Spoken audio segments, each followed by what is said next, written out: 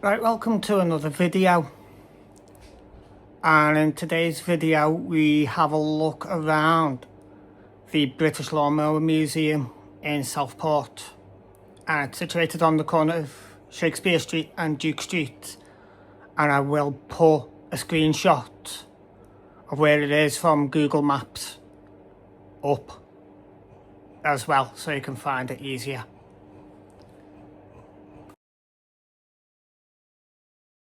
Nowadays, most people are replacing their old lawnmower. This is the British Lawnmower Museum. We are losing all our I've lawnmowers got, as well. like, that's the first The museum collection robotic started over 60 years ago, when most of the lawnmower. machines you see have been thrown away. Destined for the scrapyard, the machines were saved and restored by our dedicated team of horticultural engineers. A period from when the company was founded in 1945 as Southport's first DIY shop to the present day. In the museum, you will discover a unique insight into the fascinating history of the lawnmower and all its developments from long ago as 200 years. In the museum archives are stored the original patents and blueprint history from 1799. This one here, saying that it was a wedding present Who knows what from will Atco in the future with new technology to His Royal Highness the Prince of Wales and Lady Diana Spencer. To see where the cut. Edwin Beard Budding invented the lawnmower in 1830. In the main room, you will see the original advert for Budding's patent cutting grass plants. Already having invented it all, he worked as an engineer in a woolen mill in Stroud, Gloucester. It came about when the mill owner received an order for Garson's uniform. They wanted it off the perfect. All the different The mill owner was types there. making a machine that would remove all the tufts and foliage from the farm. What he invented was a cylinder cutting principle by a revolving blade passing over a fixed blade. While testing his machine, he found it could cut grass very effectively. Over 176 years later, his unique invention has not changed to this day, and is still fitted to lawnmowers all over the world. Although we take the lawnmower for granted nowadays, Edwin Budding found it hard to convince people of his invention. In fact, they thought him a lunatic and a madman for making such a contraption. All the different types of exhibits as well. Consequently, he had to test the machine at night so that no one would see him. Finally, he advertised his machine as, "Gentlemen will find my machine an amusing and healthy exercise and will do the work of 8 men."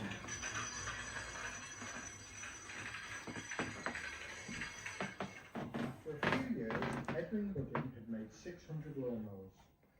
One of his first was sold to London Zoo. He then sold out to a huge agricultural company called Ransom. Here we go. First machine, Mr. Guinness World Records for the fastest lawnmowers, official and unofficial. including the first ride-on lawnmower in 1904, which was bought by Thornhill House, that was owned by Cadbury's Chocolates. Ransom say this is where the term horsepower came from, as this was the first time a horse had been replaced by a machine. Prior to the lawnmower, gardeners would use a sign, like the one seen on the wall. The sidemen of 200 years ago were very skilled. They would work all day in gangs of 8 men, followed by women and children collecting the grass. A back-breaking task. And knowing in 2 or 3 days we'd have to do the same process all over again. The bowling green finish could be achieved with the sign, a skill we have lost nowadays, as we have machines to do that work. Stories from grandsons of sidemen say they work very unsociable hours.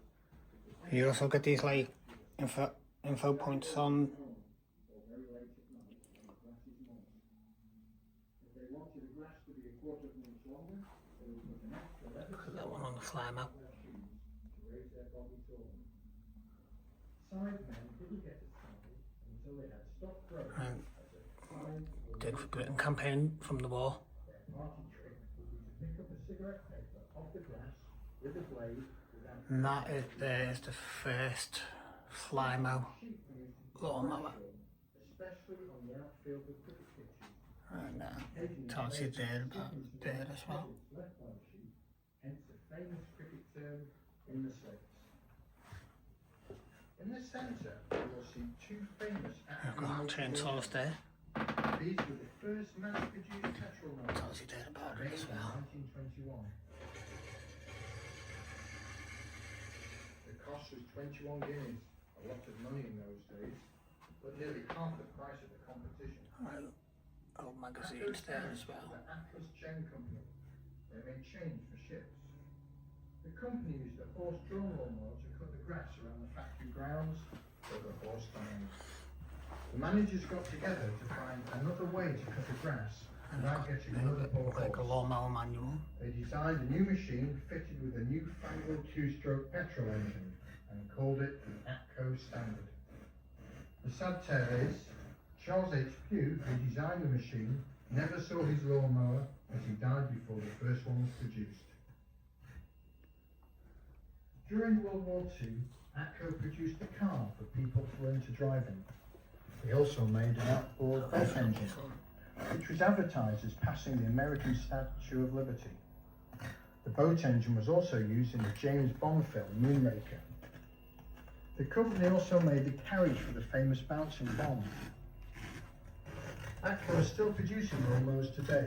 They have amalgamated with Podcast and Wolseley Webb, although now they are all owned by the German company Bosch. The largest machine in the centre is 1926. These ones here. It is the smallest model they made. Tells you all They're about not them. used for making fire engines. Toward the rear is the raw material That one as well. with its superb all-gear transmission and motorbike kickstart. More famous for making motorbikes and guns, their advertising campaign depicted their lawnmower as built like a gun. Entering the industry, you will see the solid cast aluminium Sheridan and Pearson lawnmower. A precision engineering. I've got all these on the wall as well. Make lawnmowers. The 24-inch model, the most expensive in the world, would have cost about the same price as a small house, nearly double the price of a car. Note the aluminium water tank mounted on the top. This was one of the first water-cooled lawnmower engines. And these up When the on the water wall boiled as away, well. you would refill it up again. The new design made the engine run cooler and quieter, even quieter than modern machines that struggle to meet the European noise regulations. All the running gear work in an oil lamp, and although it is over 80 years old, it is still as good as when it left the factory, and probably still having another 80 years of good service left in it. Most of these machines lasted more than a lifetime, which was a problem for the company, as people only bought the one machine and never replaced it. They were the best in the world. They don't make them like they used to. In fact, when they were brought into the market in the mid-1920s, they were advertised as the Rolls-Royce of lawnmowers. Later on, Rolls-Royce bought the company and carried on making the machines. But the cost and engineering quality were too high, and Rolls-Royce closed the company in the 1970s. By the doorway, you will notice the rare 6-inch greens mulching in parvo. Flat in front with little mulch, Chainsaws there as well. and its Rutland County's motto has been the smallest county. This machine was made in the early 1850s, 25 years before the time of Custer's last stand. It was made before the chain was invented, and it used heavy cast iron gears. All construction of lawnmowers at that time were made of cast iron and wood, as plastic, aluminium and lightweight modern materials had yet still to be invented. Notice how much slower the handles are to the more modern machines next to it. This is because people 200 years ago were shorter than today. These machines were sold in man sizes, starting with a one-man mower, man and boy mower, a two-man mower, donkey mower, pony mower, horse mower, up to an elephant mower. Recently, to prepare the grounds for Imran Khan's wedding in India, They used a horse-drawn lawnmower Yeah, pulled we've by got a 6 robo men. mower there as well. Next to the Multi in Parvo was a brand new model from 1859, a green Silence Messer, Latin for silent cutter. This machine is in the Guinness Book of Records for never changing the model for 70 years. Unprecedented with any other product. It made something right. It worked perfectly, so why change it? It was fitted with a brand new invention called a blockchain, which made the machine quieter and lighter. By the window area is a beautiful lawn rider, a new concept in mowing, made by British Anzani and Hawker Siddeley, who were more famous for making aeroplanes. It had a very modern, sleek design for the time, made of cast aluminium. Original machines were made of a steel space frame. Although quite popular in the 1950s, it had a few small faults. It tended to tip over when you turned it, and you could fall off and also cut your feet off when reversing. If you had one of these in the 1960s, you would have been one upon the Joneses. The first electric lawnmower, painted in Australia by Ransom, Sims and Jeffries in 1926, is seen here. This expensive, rare machine was a fantastic new invention and could easily be compared to the latest electronic gizmo of today, a time when many people didn't even have electricity.